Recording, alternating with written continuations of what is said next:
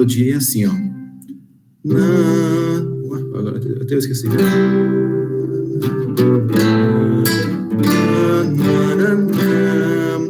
Sol, mi, ré, mi, fá, ré, sol, mi. Os que confiam no Senhor são como os montes de Sião, que não se abala, mas continua firme para sempre. Como em volta de Jerusalém estão os montes, assim o Senhor está ao redor do seu povo, desde agora e para sempre. O cetro dos ímpios não permanecerá na terra dos justos, para que os justos não comecem a praticar a iniquidade. Faz o bem, Senhor, aos bons e aos retos de coração. Quanto aos que se desviam para os caminhos tortuosos, o Senhor os levará juntamente com os maus feitores, paz sobre Israel.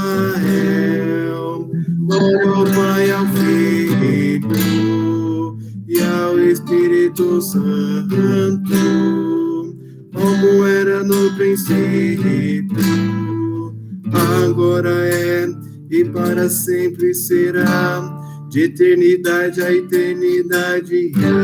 Amém. Muito obrigado, valeu aí.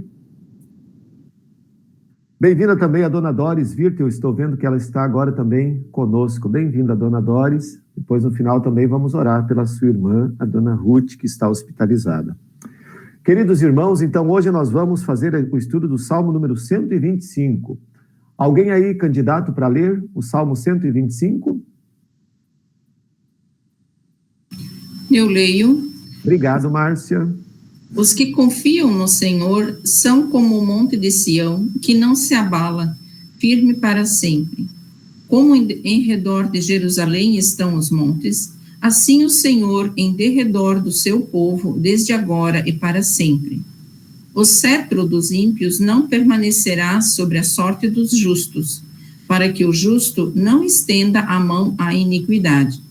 Faze o bem, Senhor, aos bons e aos retos de coração. Quanto aos que se desviam para sendas tortuosas, levá-los-á ao Senhor, juntamente com os malfeitores. Paz sobre Israel. Ok, muito obrigado. Nós oramos antes de fazer o estudo do Salmo. Bondoso e gracioso Deus, misericordioso Pai, nós te damos graças por esta oportunidade de estudarmos a Tua Palavra e pedimos a bênção do Teu Espírito Santo para que Ele nos ensine nesse momento e nos console, nos trazendo o conforto e a paz que só a Tua Palavra pode nos dar. Alimenta-nos especialmente na fé verdadeira, todos os dias da nossa vida, em especial nos momentos de tribulação, nos trazendo o conforto e o consolo que só a Tua Palavra pode nos dar. Por amor de Jesus, ouve, Senhor, a nossa oração. Amém. Bom, queridos irmãos, o Salmo 125, dando apenas uma contextualização para aqueles que estão hoje pela primeira vez conosco aqui, nós estamos estudando, esse é o 5º Salmo da coleção dos Salmos de Romagem. Os Salmos de Romagem começam no Salmo número 120 e vai até o Salmo número 134. É uma pequena coleção de salmos dentro do livro dos Salmos. E esses salmos são chamados cânticos de romagem porque eles eram salmos entoados pelo povo nas suas peregrinações para o Templo de Jerusalém. Então, cada um desses salmos, ele trata de alguma coisa especial da vida do povo de Deus. Especialmente emoções e sentimentos e situações que o povo de Deus experimenta e vive ao longo da sua vida. Uma coisa importante é da gente pensar que a peregrinação significa um caminho, né? Então, o povo caminhava durante pelo menos uma vez por ano, dos lugares onde eles moravam, até o templo que ficava na cidade de Jerusalém. Alguns vinham de perto, mas a maioria vinha de lugares muito longe. Então, por isso, enquanto caminhavam para a peregrinação até o templo, que simbolizava para o povo do Antigo Testamento a própria presença de Deus, esse povo, então, cantava no caminho. Cantava tanto reconhecendo as bênçãos de Deus, como também louvando ou pedindo ajuda de Deus. E cada salmo, então, tem uma temática. O Salmo número 125, ele traz na nossa Bíblia, quem estiver com a sua RA, que é Revista Almeida e atualizada, vai ter ali como título Fé Inabalável. Vocês podem observar embaixo do título que esse salmo não tem uma autoria descrita. Então, ele é um salmo cujo autor é desconhecido. Mas ao lermos e ouvirmos esse salmo, nós percebemos que ele é um salmo de encorajamento. É um salmo que nos anima, que nos dá conforto para alguns momentos difíceis. E justamente o Salmo 125, ele descreve como deve ser o comportamento de um cristão quando o cristão passa por uma adversidade.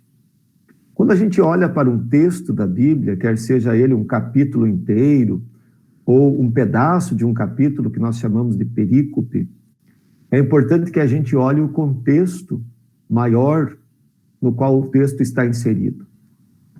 Mas os salmos de romagem, é um pouco difícil da gente entender com precisão qual é o contexto do salmo. A gente vai meio por dedução a partir daquilo que que traz o conteúdo do salmo.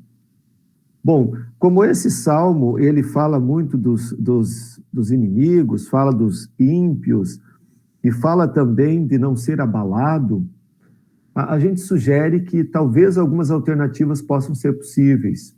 Por exemplo, dá a ideia ali no versículo número 3, quando ele fala do cetro, né? O cetro faz lembrar governo. Então, dá uma ideia de que talvez o povo estivesse sendo governado naquele momento por um rei que fosse ímpio. Ou um próprio rei que havia sido escolhido do povo de Israel e se debandou, digamos assim, para o mundo da impiedade, ou então por um rei estrangeiro que muitas vezes invadiam a terra do povo, e é possível então que fosse num contexto bem próximo ao exílio da Babilônia, por exemplo. Ou então que a terra estivesse, em parte, ocupada por povos pagãos, inimigos, que habitavam muito ali ao redor. Bom, em todo caso, embora esse contexto não seja possível a gente precisar com exatidão, a gente percebe, ao ler esse salmo, que o quadro geral, ele descreve crentes, né, pessoas que são cristãs, vivendo debaixo de algum tipo de dificuldade. Pode ser uma opressão, pode ser uma perseguição, pode ser alguma outra coisa que estivesse atribulando, uma outra tribulação que estivesse sobressaindo sobre o povo de Israel. E qual é que é o perigo na hora das dificuldades? Por exemplo, vamos agora fazer uma comparação, não é exatamente uma dificuldade, um desafio esportivo, por exemplo. Você tem uma corrida de obstáculos. Bom, você tem diante de você alguns obstáculos, os quais você pode superá-los, ou diante de alguns obstáculos, em determinada parte do caminho, qual é a outra alternativa? É desanimar, não é verdade? Então, qual é que é o perigo da dificuldade também na vida cristã? Especialmente quando o perigo ou a dificuldade enfrentada parece sugerir o salmo que era contra os ímpios. A dificuldade é a mesma. Ou você desanima, ou então você se junta aos ímpios. Muitas vezes acontece isso. O povo de Israel fez muitas vezes isso. O povo de Israel, em determinados momentos, eles preferiam abandonar a fé no Deus verdadeiro para se juntar ao povo que praticava idolatria, ao povo que praticava imoralidade, que vivia em devassidão. Porque o povo de Israel olhava muitas vezes para esses povos ao seu redor e pensava assim: puxa, eles estão vivendo muito bem e muito melhor do que nós. Eles prosperam e nós estamos aqui muitas vezes em dificuldade. Nós estamos muitas vezes sendo atacados, eles são em número maior. Então, muitos debandaram da fé e se juntaram. E se a gente pensar na vida cristã, quando nós enfrentamos as dificuldades, nós também temos diante de nós a possibilidade de desanimar, mas também temos muitas vezes pessoas que abandonam a sua fé, a sua confiança em Deus, para se juntar a outras coisas, a outros tipos de comportamento que não manifestam a confiança verdadeira em Deus. Então, esse salmo nos convida para algumas atitudes. A primeira delas, nós vamos olhar logo ali nos 3 primeiros versículos. Vamos fazer uma recapitulação agora, ler de novo o versículo 1 até o versículo 3. Gostaria que alguém retomasse aí a leitura do versículo 1 até o versículo 3. Quem tiver a Bíblia aberta e quiser ler, pode abrir o microfone e ler. Eu posso ler. Obrigado. Os que confiam no Senhor são como o monte Sião, que não se abala, firme para sempre. Como em redor de Jerusalém estão os montes, assim o Senhor em derredor do seu povo, desde agora e para sempre. O cetro dos ímpios não permanecerá sobre a sorte dos justos, para que o justo não estenda a mão à iniquidade. Ok. Muito obrigado, dona Érica. Vejam que a gente percebe que esses 3 primeiros versículos, eles descrevem uma espécie de firmeza na qual vive o cristão. Ele está falando de não ser abalado. Então, portanto, são versículos dirigidos a pessoas cristãs. Não são versículos de evangelização, são versículos dirigidos a pessoas que já estão na fé em Cristo Jesus. Eles falam das atitudes que fazem parte da vida daqueles que têm fé em Cristo Jesus. Mas talvez antes da gente pensar no primeiro versículo que fala do Monte Sião, fosse interessante a gente se perguntar e se questionar o que é confiar no Senhor. Se você tivesse que responder rapidamente essa pergunta, para você, o que é confiar no Senhor? Notem, confiar no Senhor é uma coisa muito profunda. Confiar é mais do que você simplesmente crer numa existência de Deus. Mas confiar consiste em firmar as nossas escolhas nas promessas de Deus. Ou seja, guiar a nossa vida baseada naquilo que a palavra de Deus diz. Isso significa que é ter a Bíblia como uma espécie de bússola, ou como uma espécie de mapa. Eu guio a minha vida à luz da palavra de Deus. Eu não estou entendendo as coisas que estão acontecendo, mas eu continuo confiando. Quer dizer, eu continuo me guiando, me orientando, continuo agindo e vivendo guiado por Deus. Porque a palavra de Deus tem promessas. Tem promessas e elas se cumprem. E Deus é fiel. E aí ele começa no versículo 1, então, depois de dizer o que é confiança, né? Confiança é uma entrega total. Vocês já brincaram daquela brincadeira do João Bobo? O João Bobo é quando fica assim, né? 3 pessoas, 2 de cada lado e uma no meio de olho fechado. Aquela que está de olho fechado no meio é o João Bobo. Então, os outros vão empurrar ela, que vai cair para lá, vai cair para cá, mas ela tem que ir de olho fechado.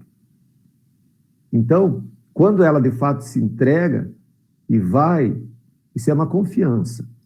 Ela confia que vai ter alguém segurando ela. Mas quando ela fica desconfiada, né, insegura, ela abre o olho e até chega a dar uma tastaviada. Então, confiar tem a ver com se jogar, né? O palhaço, o malabarista lá do circo, quando ele se joga naquela rede de proteção, ele se joga porque ele tem certeza de que ela vai proteger, vai segurar a vida dele. Então, assim é viver guiado por Deus. Eu me jogo na vida no sentido de que eu vivo ouvindo a orientação da palavra de Deus, porque eu confio que Deus está me guiando e que Deus está me segurando. E aí ele compara no versículo 1 que aqueles que confiam no Senhor, eles são como o monte Sião. Ora, o que significa comparar a vida do crente com uma montanha? A montanha, mas não é qualquer montanha, aqui é o monte Sião. Bom, a palavra Sião, ela vem do hebraico e significa rocha, defesa. Então aí já tem um significado muito especial. O monte Sião tem como significado firmeza e segurança. O monte Sião, ele situa-se de frente do planalto, que era um outro monte, só que porém assim aplanado em cima, né? Onde ficava a cidade de Jerusalém, mais especificamente o templo. Então era um monte que servia quase que de um escudo, de um refúgio. Ele ficava em frente ao templo de Jerusalém. Então ele servia quase como um escudo, uma defesa natural.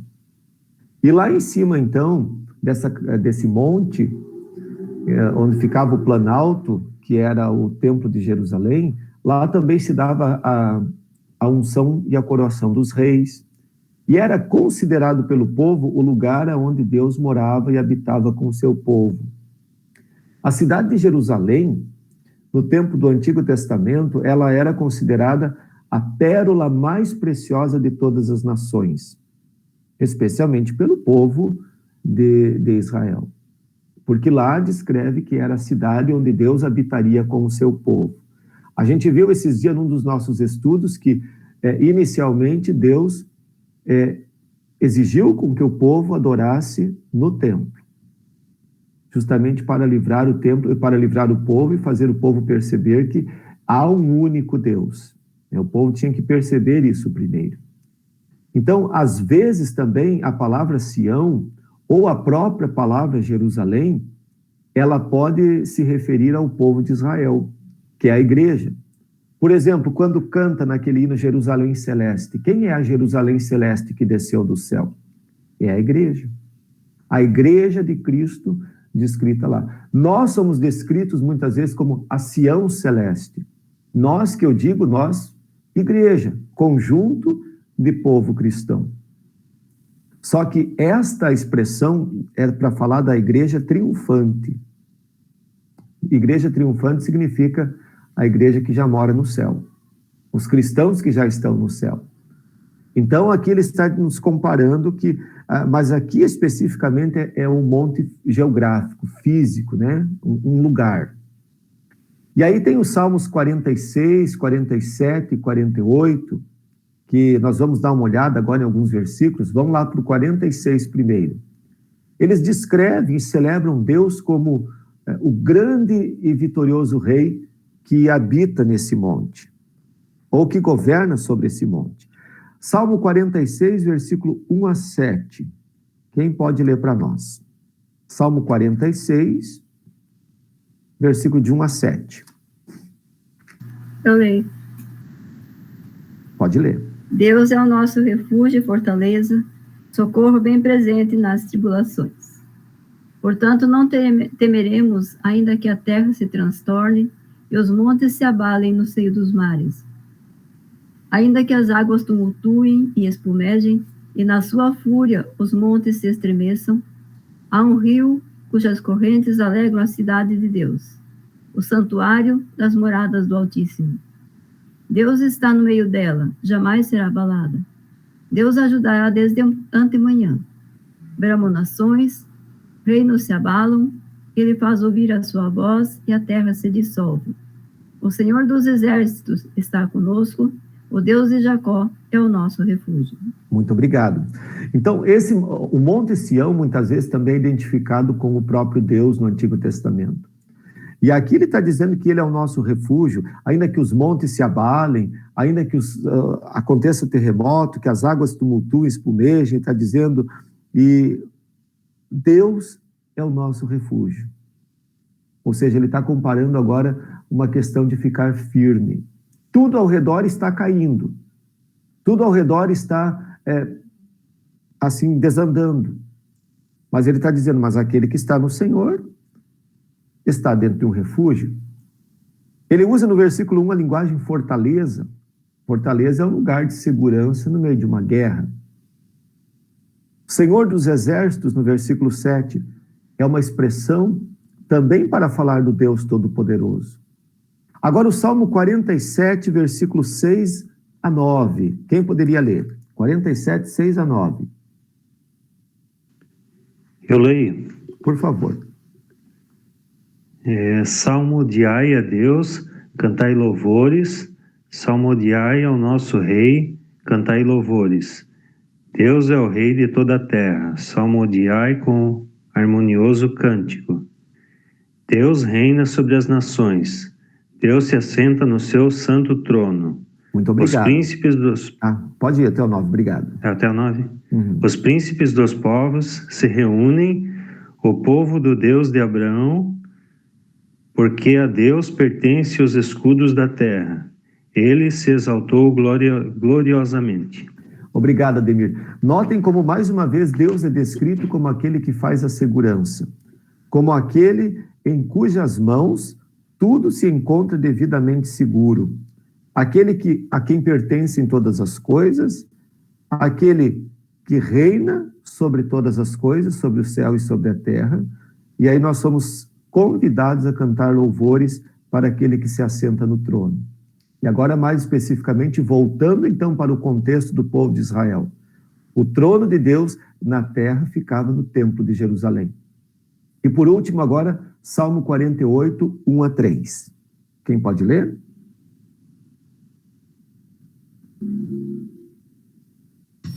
Eu leio. Grande é o Senhor e muito digno de ser louvado na cidade do nosso Deus.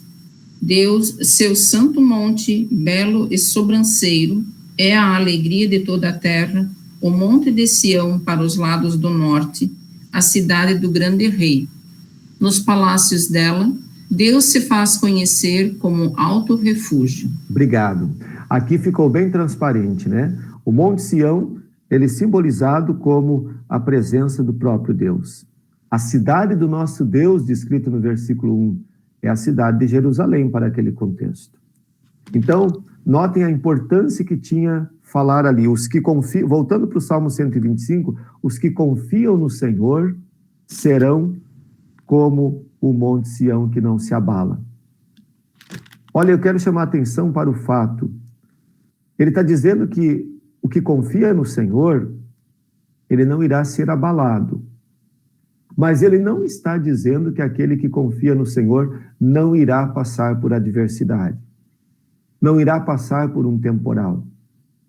Pelo contrário, ele está dizendo que aquele que confia no Senhor, ele não será nunca banido da presença de Deus. Pode até vir o temporal, como de fato vem na vida do cristão também.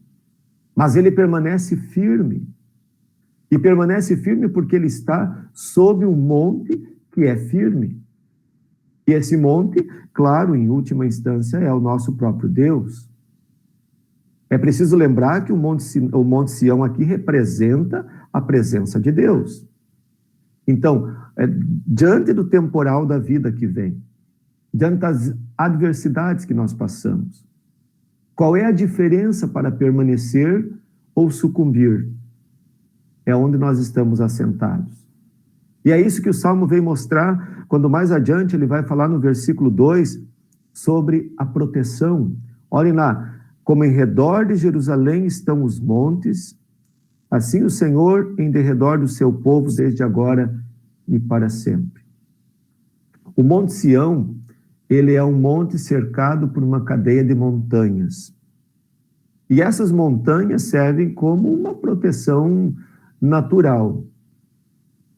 Para o alto dos montes, ou do alto dos montes, você pode avistar longe, especialmente se está vindo o inimigo se aproximando. Então ele está dizendo, assim como Sião, o Monte Sião é protegido por uma cadeia de outras montanhas, assim também, diz ele, o Senhor está em derredor do seu povo. Agora você se imagina, você cristão, como sendo ali o Monte Sião. Você está ali no Monte Sião. E aí, ao derredor de você está, então, a presença do Senhor. O que isso significa? O que isso quer nos mostrar? Isso quer nos mostrar que Deus nos cerca com o seu amor, com sua graça, com sua misericórdia, por todos os lados. E isto, queridos irmãos, não é por um único momento na nossa vida, mas é por toda a eternidade. Deus é esse Deus misericordioso desde a eternidade. Porque, ao contrário de nós seres humanos, Deus não tem começo. Então, nós podemos dizer que Ele é eterno. Então, não é promessa de que não nos virão dificuldades, mas Ele está dizendo que Deus estará ao nosso redor. E isto dá a ideia de um defensor. Aquele que nos defende nas dificuldades. Cristãos passam tantas dificuldades, ou às vezes até maiores, do que aqueles que também não são cristãos. A vida cristã, ela não é marcada pela ausência de sofrimento, como alguns pensam. Muito pelo contrário. Viver em determinados tempos e lugares, às vezes, traz muito mais sofrimento para aquele que é cristão. Por exemplo, viver nos nossos dias atuais traz muito sofrimento.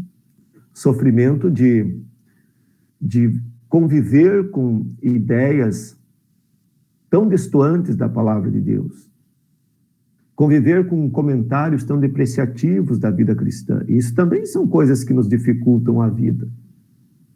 Ter a dificuldade de poder se posicionar, muitas vezes, como cristãos em determinados lugares, de colocar os valores cristãos em exercício numa sociedade que é cada vez mais racionalista, que é cada vez mais egoísta e mais desvirtuada.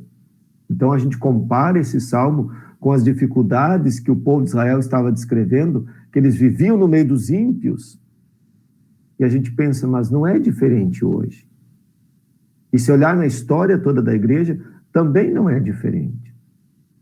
O versículo número 3, ele diz assim: o cetro dos ímpios não permanecerá sobre a sorte dos justos, para que o justo não estenda a mão à iniquidade. O que quer dizer esse versículo? Bom, esse versículo descreve que Deus está no controle de todas as coisas. Querem ver só?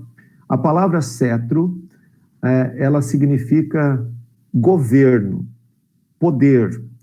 Então, você pode trocar ali no versículo 3 e ler: o poder dos ímpios, ou o governo dos ímpios, não permanecerá. Bom, aqui é uma promessa.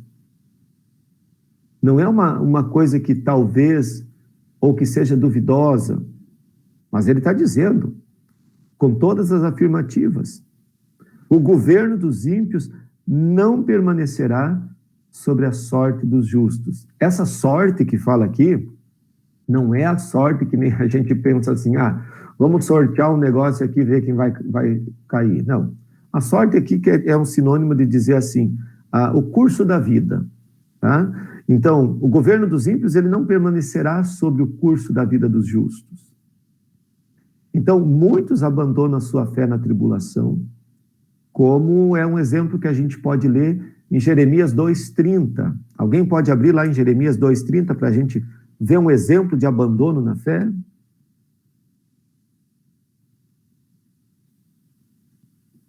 Jeremias capítulo 2, versículo 30.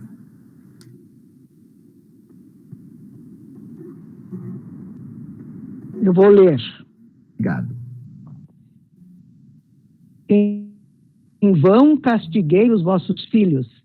Eles não aceitaram a minha disciplina. A vossa espada devorou os vossos profetas como leão destruidor. E daí ele continua no versículo 31 fazendo uma exclamação: ó que geração, considerai vós a palavra do Senhor. Porventura tenho eu sido para Israel um deserto? É o profeta se lamentando aqui em Jeremias.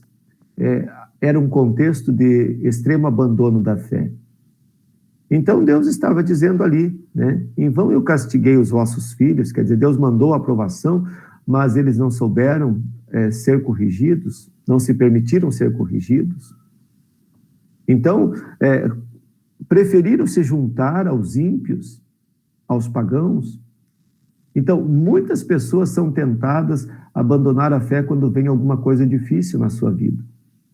Às vezes vem uma doença, vem a perda de um familiar, vem a perda de um emprego.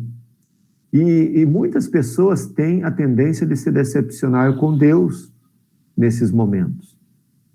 E por isso alguns esfriam, às vezes não chegam a abandonar especificamente ou totalmente a fé, mas esfriam, enfraquecem na sua fé. E aí você quer ver um exemplo? Mateus capítulo 24, versículo 22. Vamos olhar ali. Mateus 24, versículo 22.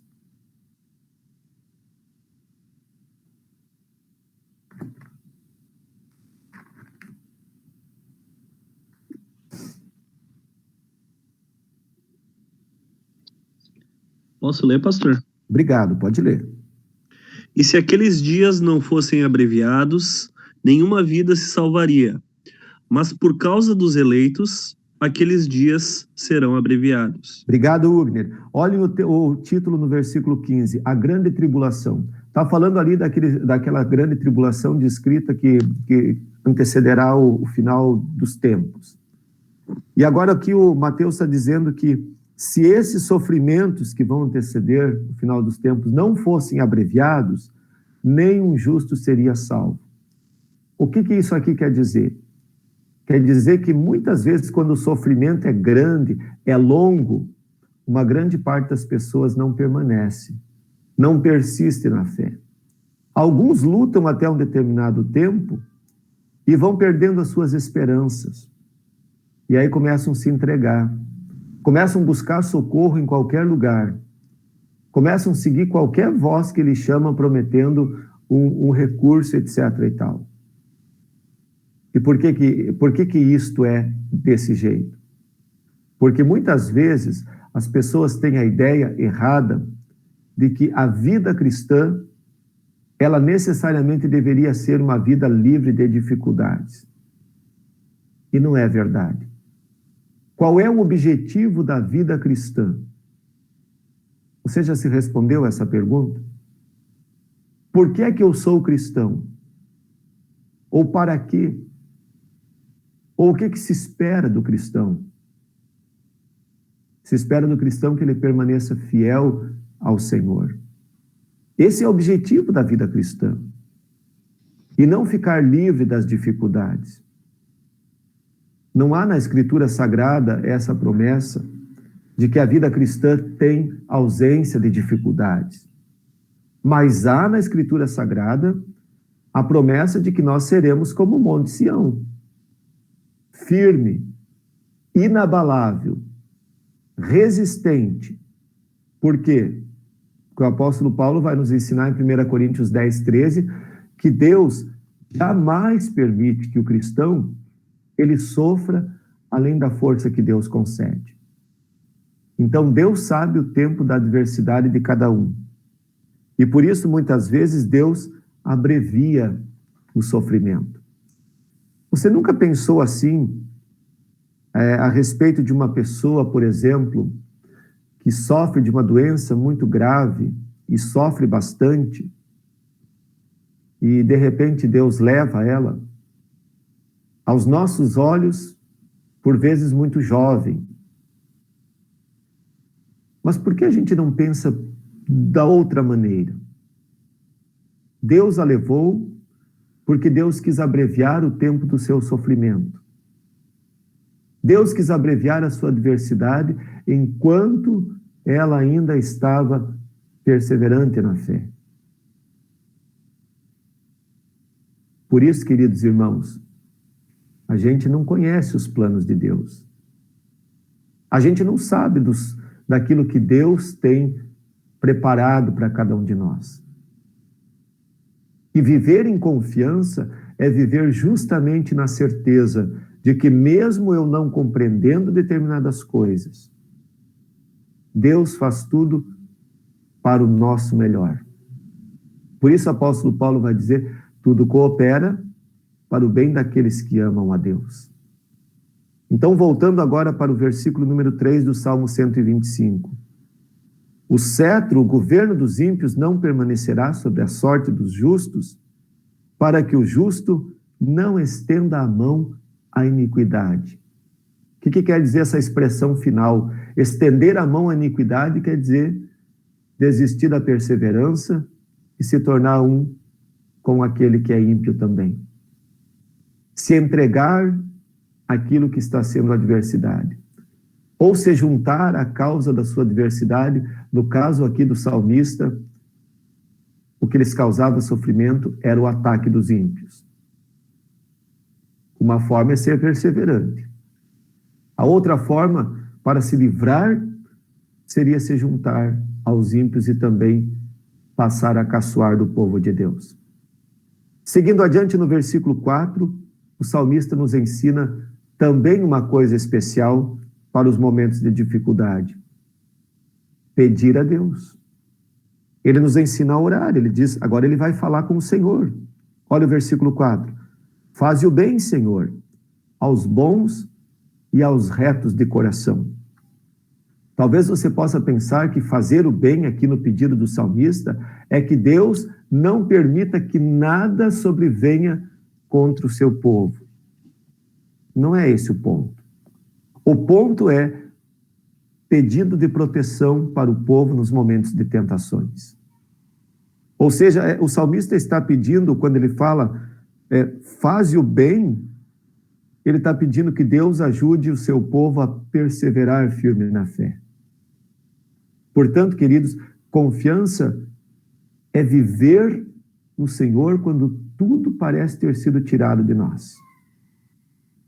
É o exemplo de Jó, que mesmo após um período de questionamento, e mesmo após querer entender e não conseguir, ele novamente permanece firme, confiando no Senhor, quando tudo de fato já havia sido tirado dele. E por fim, o versículo 5, ele vai dizer, quanto aos que se desviam para sendas tortuosas, sendas quer dizer caminhos, direções, levá-los ao Senhor juntamente com os malfeitores. Essa é uma palavra de juízo, né? Nem todos perseveram na fé. Muitos cristãos caem da fé ao longo da sua caminhada na terra. Se desviam, cedem diante das pressões. Alguns são cristãos até começar a ir na universidade. Quando começam a ser questionados, então cedem. Muitos às vezes são tentados na escola, cedem. Muitos são tentados e zombados, caçoados na sociedade, cedem. Muitos são tentados lá no seu trabalho, acabam cedendo. Isto significa que muitos se deixam convencer pelos ímpios e se tornam ímpios juntamente com o ímpio. E aí o salmista está dizendo, mas haverá um juízo. Portanto, o versículo 5 é uma advertência. Aos que se desviam, o Senhor vai levá-los juntamente com os malfeitores. O que significa os malfeitores? Aqueles que se corrompem, ou aqueles que são distanciados de Deus. E nós conhecemos biblicamente que para essas pessoas é o juízo. Isto significa, queridos irmãos, que muitas vezes a gente tem aquela falsa impressão de que o malfeitor, ele não é punido. A gente até pode ter isso até pode ser verdade por um tempo terreno, digamos assim. Mas isso não é uma verdade naquilo que diz respeito à vida eterna. Então, o que a gente aprende desse salmo para sintetizar? Bem, a primeira coisa que nós aprendemos é que o cristão, ele vive debaixo de adversidade em todo o tempo da vida aqui na Terra. O mundo pelo qual nós peregrinamos é um mundo hostil. É um mundo que nos oferece todo tipo de tentações e também todo tipo de ameaça para a nossa fé. Desde aquelas que nós consideramos muitas vezes inofensivas, até aquelas que são mais declaradas e mais abertas. Uma outra coisa que a gente aprende é que o cristianismo, ele não tem recompensa na terra. Se você procura viver uma vida cristã, tendo como motivação receber algo em troca na terra, você está equivocado. A vida cristã tem uma recompensa prometida para a vida eterna. Ser fiel até a morte e dar-te-ei a coroa da vida eterna. Um outro aspecto é que, por mais que nós peregrinemos enquanto igreja um caminho de adversidades, Deus, ele é aquele que firma o seu povo na jornada. Portanto, Deus nos sustenta pelos meios da graça, pela palavra, a vivermos perseverantes, a sermos como o Monte Sião, que mesmo que um temporal caia em volta, ele está protegido, porque o Senhor está ao nosso redor. Aprendemos também que haverá um dia em que o ímpio, ele não ficará impune, mas ele será levado diante do juízo do nosso Deus. Por isso, queridos irmãos, para que nós possamos viver esta fé inabalável da qual descreve o salmista e para que possamos permanecer firmes, é de extrema importância conhecer as promessas de Deus. Mas nós só conhecemos as promessas de Deus lendo e conhecendo a Escritura Sagrada. Ler e estudar a nossa Bíblia é o que nos torna cristãos firmes em Cristo Jesus, enraizados nas suas promessas, enraizados na fidelidade do nosso Deus. E isso tira de nós todo medo, tira de nós toda angústia, porque aquele que confia no Senhor sabe que estará sempre bem cuidado, bem guardado. O futuro é desconhecido para nós, mas é totalmente conhecido por Deus. E nele nós podemos descansar.